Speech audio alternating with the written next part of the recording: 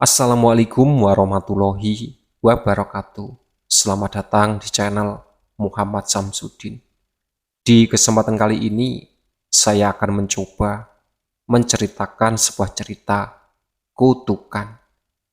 Sebelum masuk ke ceritanya, jangan lupa subscribe dulu ke channel ini. Selamat mendengarkan.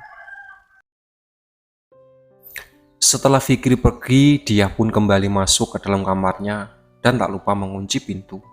Amplop lusuh yang tadi ditemukan langsung ia keluarkan dari balik bajunya. Ia menyimpan amplop itu di dalam laci pada lemari pakaiannya bersama kunci cadangan yang ia pakai. Setelah ia mengunci laci dalam lemari pakaiannya, ia segera menutup lemari tersebut dan bergegas pergi ke kamar mandi untuk berwudu. Ia tidak ingin Fikri merasa curiga jika dirinya sampai terlambat melaksanakan sholat asar.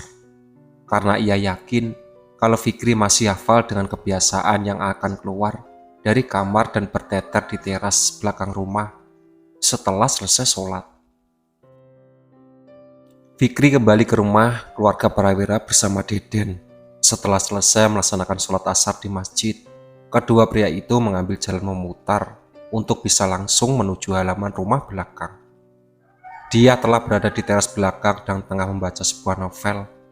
Wanita itu benar-benar berupaya untuk membuat Fikri tidak mencurigainya. Ia tahu betul kalau Fikri akan tetap menghalangi dirinya untuk mencari tahu lebih jauh mengenai persoalan dalam keluarganya. Meski saat ini dia sudah tahu soal kutukan yang diucapkan oleh seseorang. Fikri jelas lebih memiliki pikiran seperti Deden dan Zainal. Fikri adalah orang yang lebih memilih untuk melaksanakan amanah dan menjaga rahasia agar dia tetap tidak tahu apa-apa. Hal itu jelas berasal dari didikan Eman dan Laila selama ini. Jadi dia pun tidak bisa sepenuhnya menyalahkan Fikri dan berpegang teguh dengan keyakinan untuk menjaga rahasia. "Non dia sudah lama berada di sini?" tanya Fikri. Deden ikut mendekat ke teras belakang rumah itu dan memilih bersantai pada anak tangga. "Aku baru saja keluar kok Mas Fikri. Bule dan Pak Le tampaknya masih berada di depan untuk mengoras kolam ikan. Jadinya aku kesini sendirian untuk bersantai," jawab dia seraya tersenyum tenang. "Tadi siang Non dia pergi kemana? Aku mengejar Non dia bersama Deden dan Zain, tapi Non dia sudah tidak terlihat oleh kami di luar warung makan." Fikri tampak ingin tahu. "Aku langsung naik taksi online ketika keluar dari warung makan. Aku tadi pergi jalan-jalan beberapa tempat wisata Mas Fikri. Periksa saja ponselku dan lihat riwayat perjalananku menggunakan taksi online yang aku pesan." Dia menunjuk ke arah ponselnya yang tergeletak di atas meja di teras rumah belakang tersebut. Wanita itu benar-benar sangat tenang dan tidak merasa terintimidasi meski Fikri terus mengajukan pertanyaan padanya. Fikri mengambil ponsel milik dia dan benar-benar membuka riwayat perjalanan dari aplikasi taksi online yang dia gunakan. Deden bangkit dari tempat duduknya, lalu ikut melihat sedang Fikri lihat saat itu. "Aku boleh menyimpan nomor ponsel Non dia?" Fikri meminta izin. Sebenarnya Fikri bisa saja langsung mencatat nomor telepon dia tanpa harus meminta izin.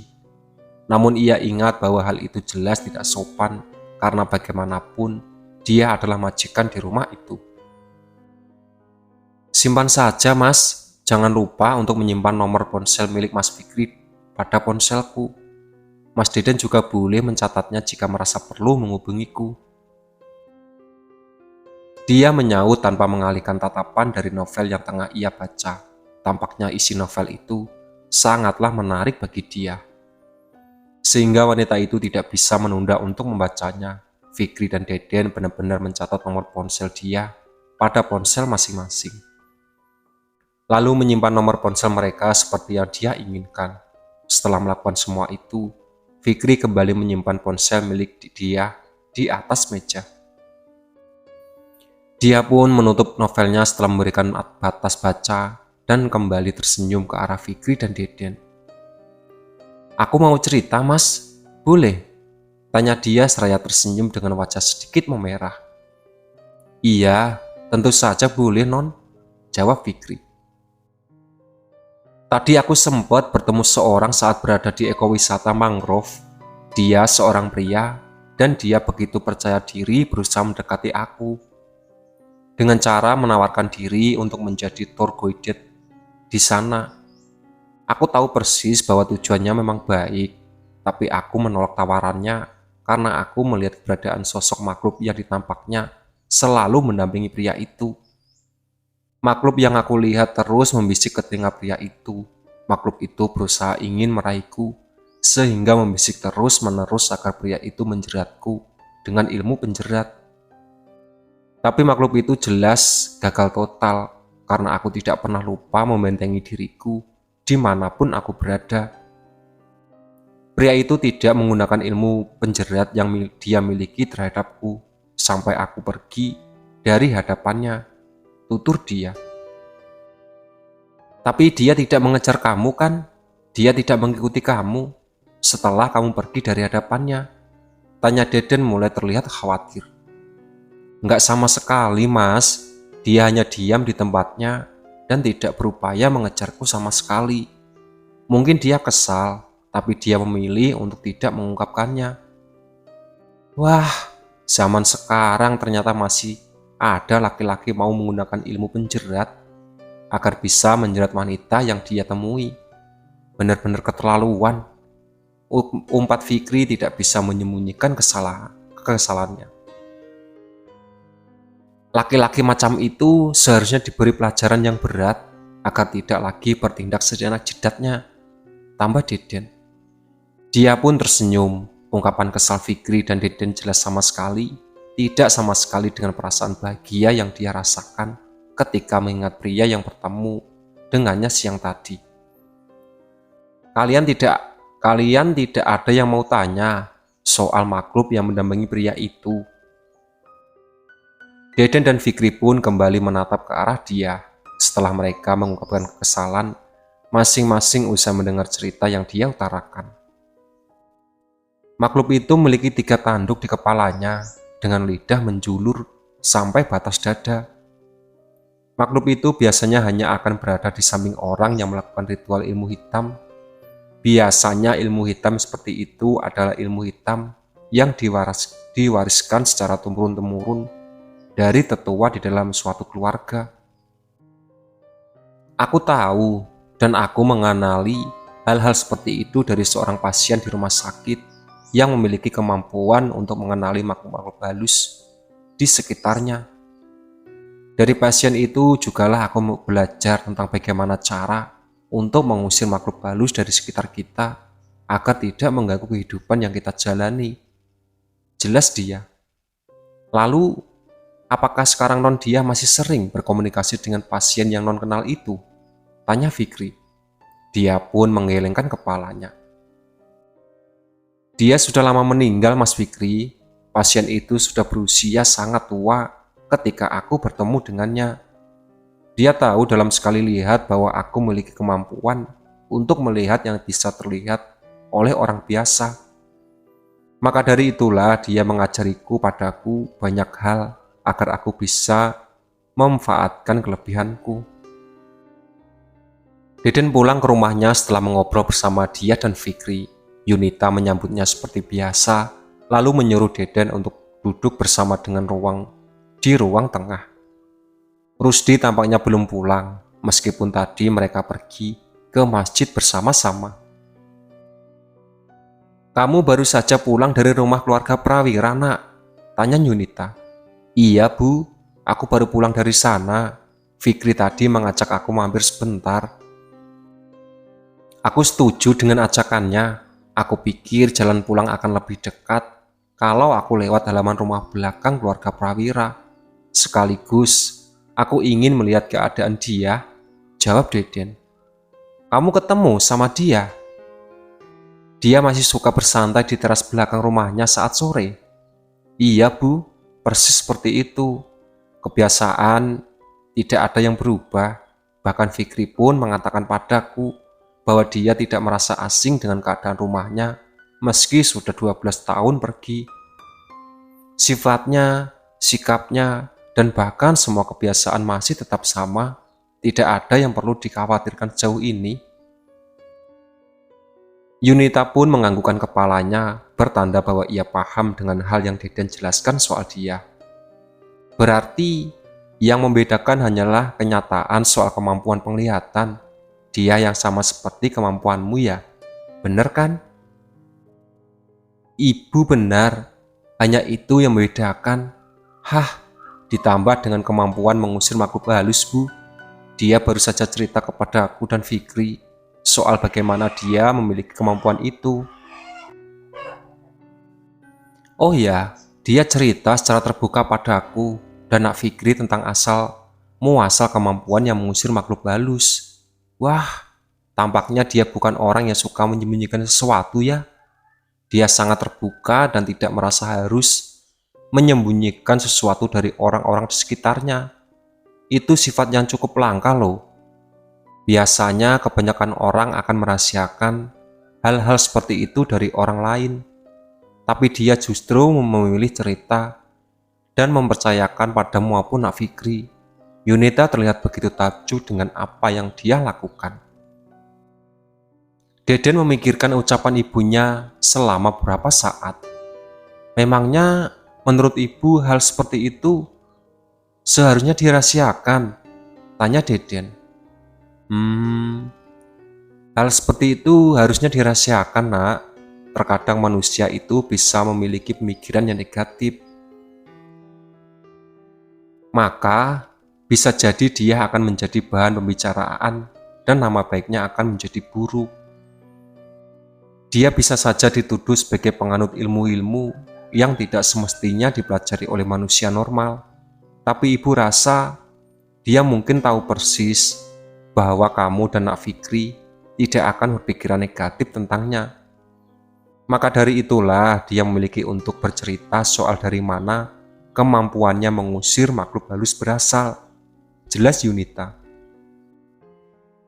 Deden pun mulai memahami apa yang dimaksud oleh ibunya. Pendapat Yunita jelas benar adanya bahwa dia pasti akan dicap sebagai orang yang menganut ilmu. Tidak jelas jika sampai ada yang berpikiran negatif terhadap wanita itu.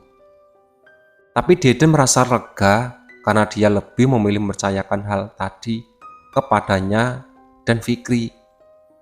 Ia dan Fikri jelas tidak akan menceritakan lagi mengenai fakta itu kepada siapapun, sehingga nama baik dia tidak perlu dipertaruhkan.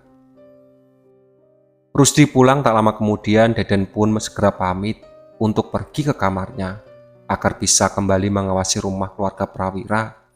Pria itu berdiri di depan jendela lalu melihat ke arah lantai 2 rumah tersebut yang jendelanya sedang diperbaiki oleh Eman. Dia ada di sana bersama Eman dan Fikri. Tampaknya wanita itu ingin mengubah sesuatu pada jendela yang ada di dinding lantai 2. Deden pun mengeluarkan ponselnya dan mencoba menanyakan hal tersebut pada Fikri melalui pesan. Deden, dia ingin mengubah sesuatu. Tampaknya dia begitu semangat mengarahkan Pak Eman sampai-sampai ikut bekerja. Fikri membuka ponselnya ketika merasakan ada getaran di dalam saku celananya. Ia membaca pesan Deden, lalu segera mengetik pesan balasan untuk pria itu.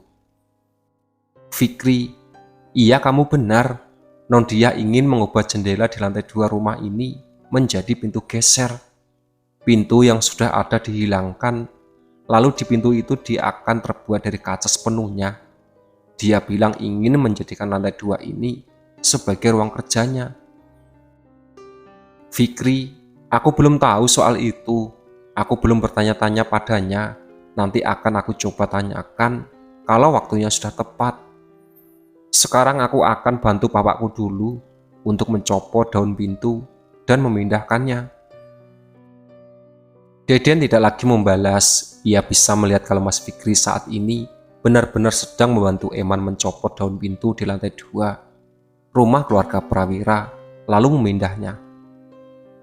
Tembok rumah itu akan dijebol untuk mengubah semua hal menjadi seperti yang dia inginkan. Dia tampaknya tahu betul bagaimana cara mengerjakan hal tersebut.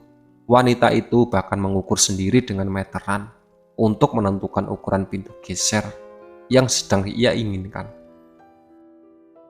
Seulas senyuman tercipta tanpa disadari oleh Deden.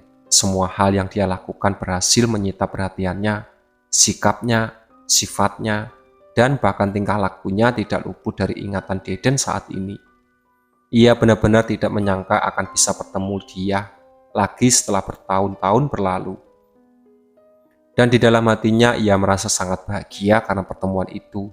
Seakan kehadiran dia berhasil membuat kembali menjadi dirinya yang dulu.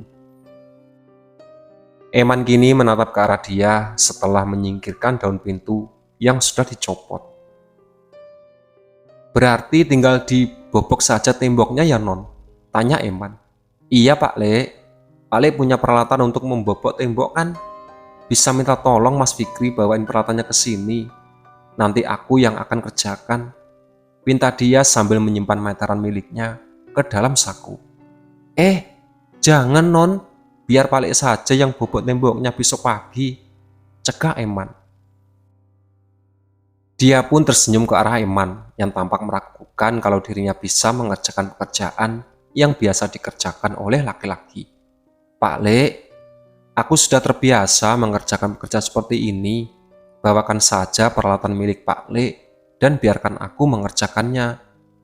Aku sedang kekurangan pekerjaan dan tidak mau terdiam diri tanpa melakukan apa-apa," dia berusaha meyakinkan Eman. Mau tak mau, Eman pun menyuruh Fikri untuk mengambil semua peralatan miliknya dari gudang.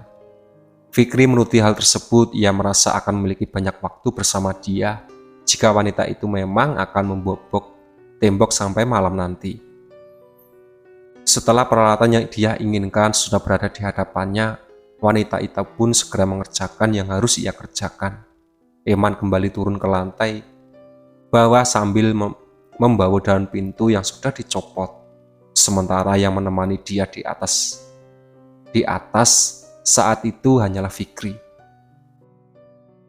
Deden tampak kaget karena melihat bahwa dia sendiri yang akan membobok tembok di lantai 2 tersebut. Tampaknya Fikri ataupun Eman tidak bisa mencegah keinginannya sehingga membiarkan wanita itu melakukan apapun yang dia mau. Apakah dia butuh bantuan? Tapi kenapa Fikri hanya diam saja dan tidak melakukan apa-apa jika dia memang butuh bantuan? Gumam Deden. Itulah sahabat cerita dari Kutukan. Ditunggu part selanjutnya. Oke.